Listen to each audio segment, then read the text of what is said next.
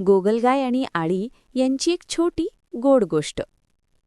एके दिवशी हिरव्यागार बागेत गोगलगाय हळूहळू चालत होती. तिच्या छोट्याशा घरासह ती शांतपणे पुढे जात होती.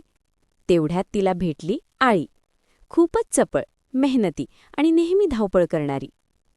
आळी हसत म्हणाली, "अगं गोगलगाय, तू इतकी हळू का चालतेस?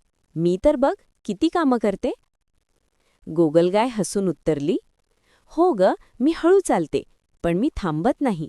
सावकाश का होईना, पण माझा प्रवास सुरूच असतो." काही दिवसांनी जोरदार पाऊस पडला. आळीचं घर पाण्यात वाहून गेलं. ती घाबरून इकडे तिकडे धावू लागली. तेव्हा गोगलगाय पुढे आली आणि म्हणाली, "ये माझ्या घरात. माझं घर मी कायम सोबत ठेवते." आळीला तेव्हा समजलं की वेगापेक्षा सातत्य आणि शहाणपण जास्त महत्वाचं असतं. तिने गोगलगायीचे आभार मानले. तेव्हापासून आळी आणि गोगलगाय चांगल्या मैत्रिणी झाल्या. बोध: हळू असणं वाईट नाही, महत्वाचं म्हणजे न थांबता पुढे जात राहणं.